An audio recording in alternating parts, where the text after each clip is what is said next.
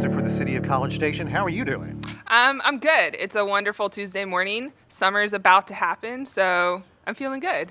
Look, I wore what I typically wear to a pool, polo and khakis. You wore pearls. What's that about?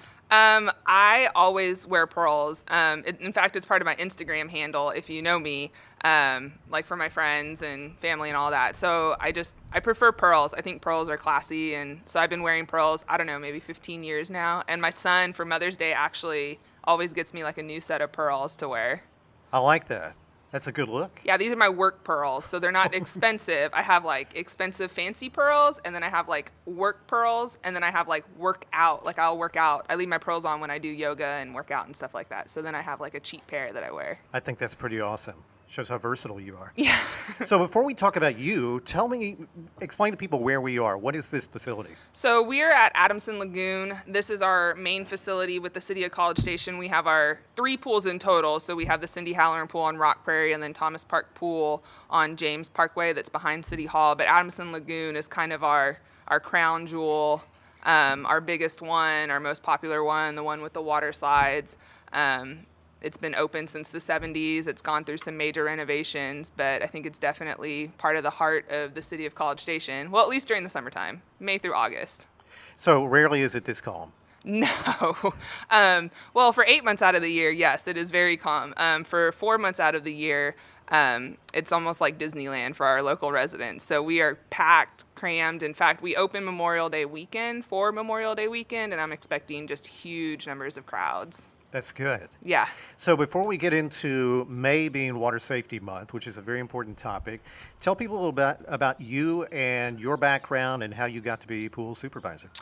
Well, I'm originally from California, so I'm born and raised in Torrance, California, and I moved out here to become a Aggie. So I went to Texas A&M, Fighting Texas class of 2010, and then again with my master's in 2012. All right. So my degrees are in sport management. I started lifeguarding at the rec when I was an undergrad. I had worked retail all throughout high school and done a couple different things, and I love swimming, and so I gave it a shot, and I just fell in love with it. And so my degree was sport management, and then I was lifeguarding, and like, you know how you have those epiphany moments, and you're like, this is what I want to do for the rest of my life. So I wanted to do that for the rest of my life.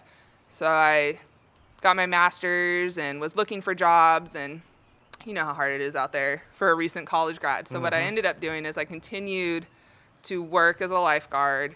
And then I started here in 2012 as a head guard with Vera Solis and worked under her as a pool manager every summer. But then I taught with Bryan ISD full time. So I'd come back in the summer and work and then go and teach children with Bryan ISD, middle school and high school kids. And then finally, eventually, Vera retired, went on to continue doing great things, and the Parks and Rec department gave me an opportunity to work full time. So people do get to end up in their dream jobs, because this is my dream job. This is like all I've wanted to do for probably the past 8 years of my life. Oh, that's wonderful. So as pool supervisor, what are some of your responsibilities? Everything. With the City of College Station for pools, I'm kind of an army of one. For the most part, I oversee the maintenance of the pools, the staffing, the training, the hiring, the programming, the swim lessons, our swim team, our College Station Tsunami swim team, the special events, which we have a lot of new special events going on this year as well. So basically everything. I have seasonal staff, so my lifeguards and pool managers come on for the summer, and then they depart back to school in the fall, and then I just kind of run things, and then in the off season I help out with special events with the City of College Station. Now, I know we always hire up big time for summer months. For you, especially for your world, how many part-time lifeguards and swim instructors and so forth do you end up having to bring in for all your pools? Usually we hit 100, between 100 and 115. My goal this year is to have just 100 lifeguards to keep us safe. And so then we hire on, we have about 5 swim coaches right now that we've hired for the tsunamis, and we are up to about 13.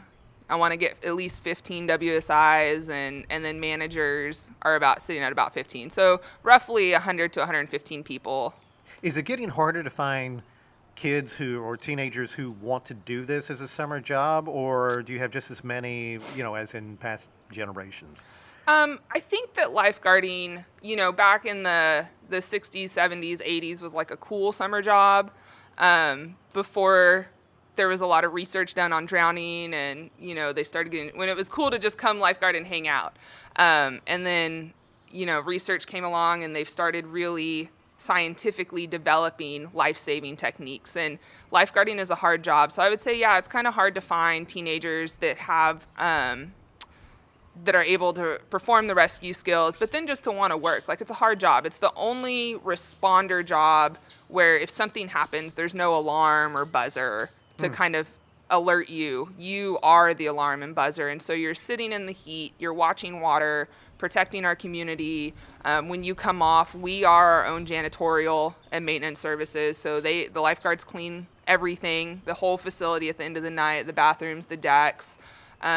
They help with first aid, so not just drowning, but if all the cuts and scrapes and boo-boos and everything that you can imagine. And so it's a hard job, and lifeguards tend to work 10, 12-hour shifts. Like, that's not abnormal in the lifeguarding world. So it is a hard job, and it's not for everybody. And I think nowadays people just rather take the easy way out and maybe work somewhere else where they're not in the sun or they're not in the heat, and they don't have to be on, Right. if that makes sense. So we're recording this in May. May is officially designated as Water Safety Month. I guess water safety is what you're all about all the time. But tell me about Water Safety Month for College Station Pools and what it means to you and your staff.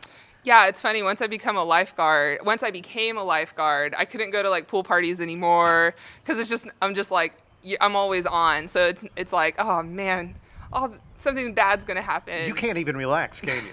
Not really, because I mean, you get to the point where how we activate in like emergency action plans in case of rescues and stuff like that is whistles. And so if I go to a pool and I hear whistles, or even when I go other places and I hear whistles, like you'll see all of us, like if you get a group of aquatic operators around and whistles start going off or somebody blows a whistle, everybody just kind of like, because that's our main activator to go. But yeah, Water Safety Month's important, and I think that people don't realize how drowning affects our state of Texas, our city, and our country. There's a lot of facts out there about drowning that people just aren't aware of, because water is such a fun activity, and nobody wants to be told, you need to stop having fun and think about bad things for a second, so that you stay safe. So. Yeah, I would think that you and your staff, when you go to the lake or to somebody's backyard, just out of habit, you're always watching, you're always scanning. I mean, is that how you sort of find yourself at pools and lakes and so forth? Yeah, when I go somewhere, especially like if I go to like a water park or a pool and I don't know the staff, I don't know who's running the pool or the water park, I get a little on edge, especially when I go to boats. A couple years ago, we went boating with family, and I sat right by the little kids, and I was like, while we were going fast on the boat, I was like, I had my hands on their life jackets, and I mean, even my dog was with us, our dogs were with us, and the dogs have life jackets on, but I was like, all right, if something happens, like, I'm going in. Like, I know I'm going to go in, and I'm going to get these kids, and so it's hard to relax. The only time I feel like I can relax is like I said, if I go to a pool and I know who's operating, and I know the staff, and I know that they're trained. Well, considering that we all have our noses pressed to a screen, whether it's a cell phone or a tablet or whatever, has the public changed, in your opinion, in terms of being interested in swimming or even being trained to swim well? Well, I think it just depends on the areas that you're in. So I know a big trend that's on our minds is how people enjoy water. And so in states like ours, boating is really popular. We have lots of lakes. So I think that's always going to be a staple in our lives. Like, that's never going to go away. In terms of pools, a big trend that we've seen in the last decade is that communities don't like flat water. So the rectangle pools from the 50s and the 60s, where you just had a pool and water, are not fun. And so what you're seeing is building more of these family aquatic centers where they have the water slides and the play structures and maybe a lazy river and like different amenities that people can play on. And so there's a change in what people want, but there's not a change or a decrease in people going to pools. I think water is just always going to be one of those fun activities that everybody can enjoy, children, adults, and then especially parents. There's nothing that'll wear a kid out like a couple hours in the water in the sun. It's a Yeah. guaranteed nap afterwards. So the kind of facility you just described is pretty much what we have right here at Adamson Lagoon. But talk about the other two pools that we have in case people aren't familiar with those. So our pool on Rock Prairie, which I think more people know about besides this one, it's at Brian Bachman Park, next to the Southwood Community Center and the skate park. And so it's the Cindy Hallaran pool. That one is smaller than this one. There's no deep water. The deepest point is about like 5 feet, 5.5 feet, and it has a zero depth entry, which is one of those beach entries. Right. And it has a small clam side. So that pool is ideal for like families with small children and those kind of activities. We do swim lessons there in the evening, and we do training there. And like I said, a lot of our parents with small children enjoy going there. We have a couple preschools and daycares that'll take their children, those kids over there. And so that one's a lot of fun. People enjoy Cindy Hallaran. Okay. And then our other pool is Thomas Park Pool, and this is kind of like our hidden gem, the lost treasure. So Thomas Park Pool is over at Thomas Park. It's directly behind Chili's and City Hall. Yeah. And so that one is kind of getting less and less usage. It's still really popular. We have a lot of day camps that use that pool. That one does have deep water and a shallow end, an extreme shallow end. It's not a zero depth entry, but the shallowest part is about 2 feet. So again, families with small children can enjoy that pool as well as adults. We do have a couple lap lanes over there for lap swimming during public hours, and then we have a small blue slide. Not as wonderful as the water slides over here at Adamson, but still enjoyable. And I guess that's our oldest pool, right?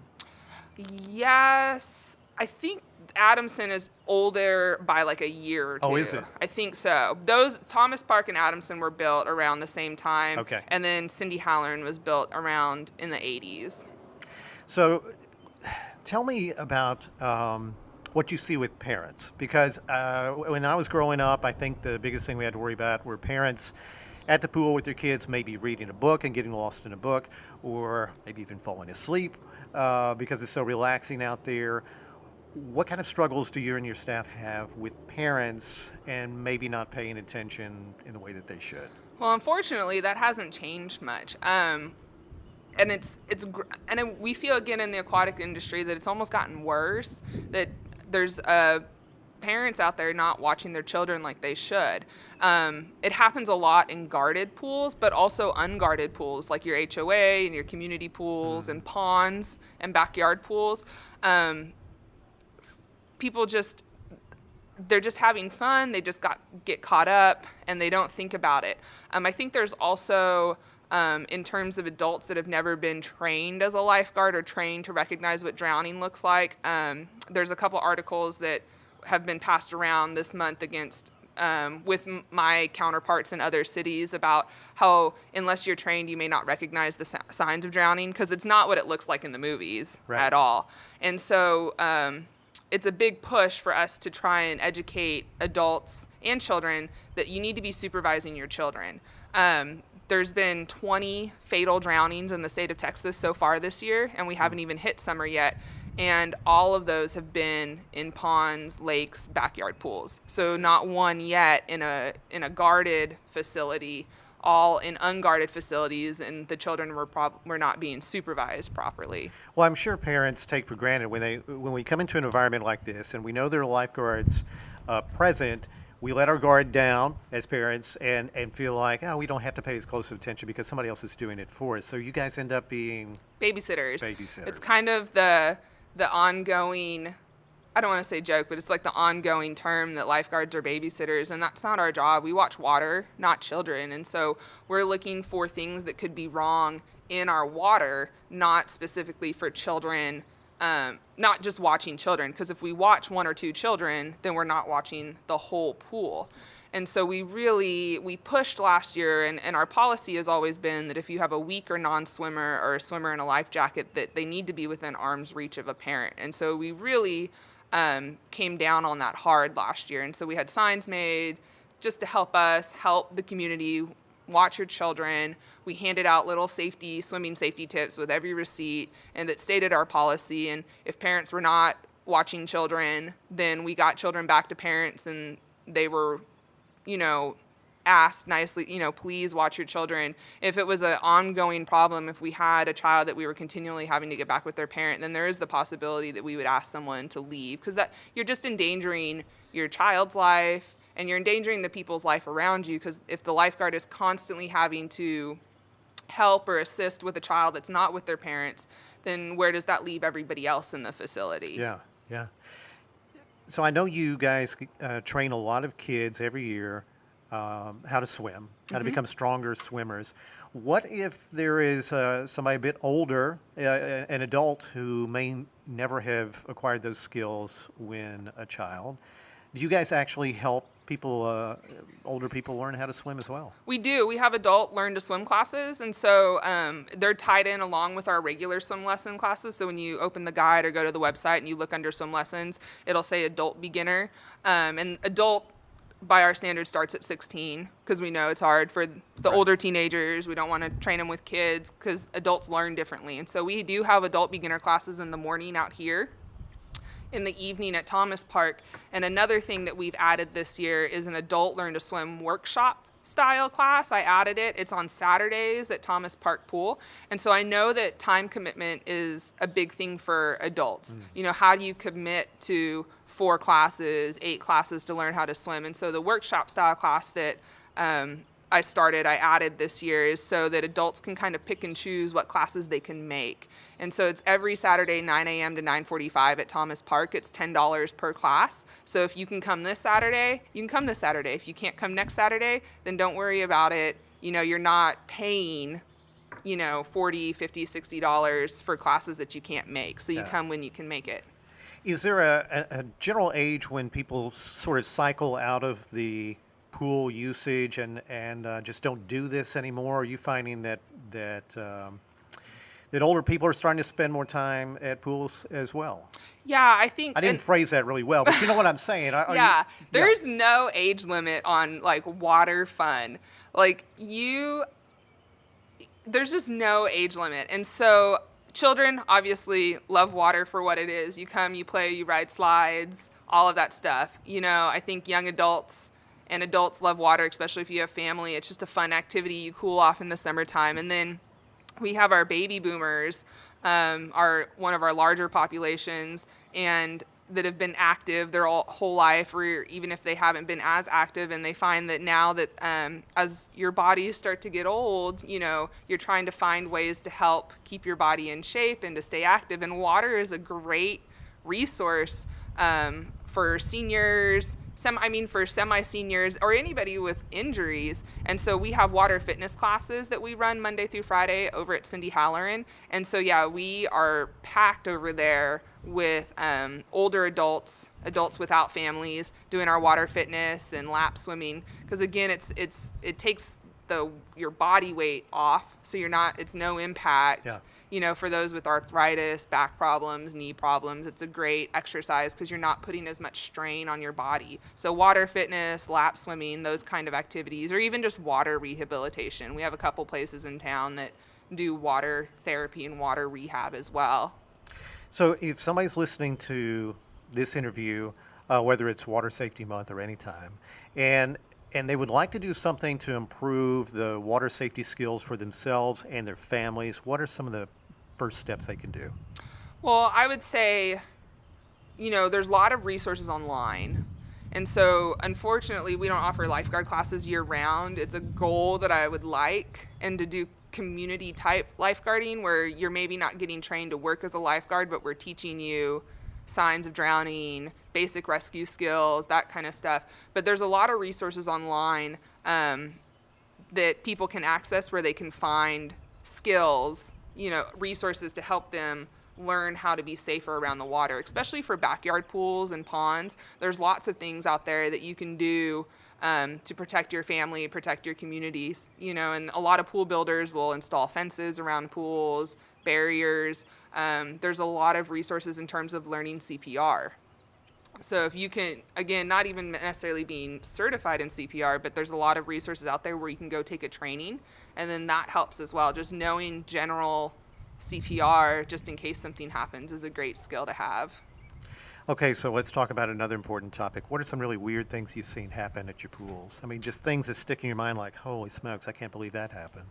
Um, I don't know about weird. It's kind of like, I mean, I'm not a doctor at all. So, I mean, but you see all sorts of stuff. Like poop in the pool is always fun. Like that's one of our Fun. running things that, we deal with poop all the time. People poop in the bathrooms, poop in the pool, poop on the deck. There's just poop everywhere. And you just get so jaded to it. So, I mean, if it's like Adamson Lagoon is my baby and I have to change its diaper probably like once a week. And then just some of the first aid incidences, like you'd be surprised at how people hurt themselves and, how we have to respond and just being ready and willing to respond and everything. And that's another reason why I think lifeguarding is a tough job because, 90%, 95% of the time you're watching water and life is good and you're getting a free tan and, I buy popsicles for my lifeguards, so then they get off and they go have a popsicle and they build friends here. But then like that one time that you have to do something is serious. And so there's nowhere else that you're asking 16 to 22-year-olds, because that's roughly the age range of my guards, to react in as serious as a situation as that. So I've seen 16, 17, 18-year-olds perform CPR on people and save lives. Yeah. And rescues and first aid incidences, and these kids are rock stars. So that, and again, it's hard when people think about it that we're putting that much responsibility. So back to the poop issue, I think maybe part of the problem is the signs you have here that say lifeguard on duty. You see what I did? See what I did there? We can cut that out. Okay, so give a final plug to your pools and Water Safety Month, and if anybody would like to find out more and talk to you about things related to our pools or water safety. Well, I would say come on out to the pools. Summer's going to be great. We're looking forward to it. I think we are ready. We have our swim team in, so I mean we are ready for it. We know it's always going to be packed. People love Adamson Lagoon. Check out some of our new events. We have a lot of new events that I've incorporated this year. We're on the second Friday of June 9th? No, that's a Saturday, June 8th. My mind is blanking on dates. I don't have my calendar in front of me. But June 8th, we're doing a parents' night out Friday night. So parents will be able to drop their kids off at the pool, and we're going to provide games and swimming and everything like that. So that's a new event that we're doing. We're doing our movies at the pool again. We're doing Doggy Day again in August. Are you? We are. That was so popular last year. Yeah, it's a lot of fun. So we're going to do Doggy Day again, and then we're also going to do a Challenger Family Social. So we're inviting families with family members that have special needs to come out to our Cindy Hallaran pool. Great. Just kind of some time aside for those families. And so we're trying to do more and more things. And then next year I have even more events planned. I would say the biggest thing for water safety is watch your children. So the two most important things that you can do for your family, for your community is, one, put your children in swim lessons. Teach them how to swim. Teach them not to be scared of water, and teach them how to swim. That's the biggest thing. And then the second biggest thing is watching your children.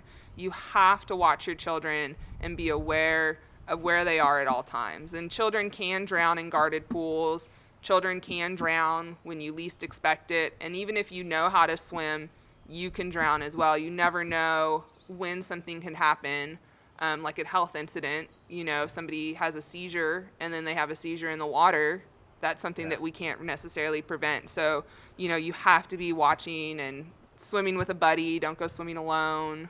So those kind of things. Well, thanks for talking about a very serious topic. And in terms of events and programs and things related to your world, obviously that's on our website at cstx.gov/parks. For you, it's /pools and /swim, but we also have all the information related to your world in our summer activity guide, which is also at cstx.gov/parks, or you can pick it up at your favorite city facility. Yeah, and we have it here at Adamson Lagoon as well. Perfect. Bridget Russell, thanks a lot. Thank you.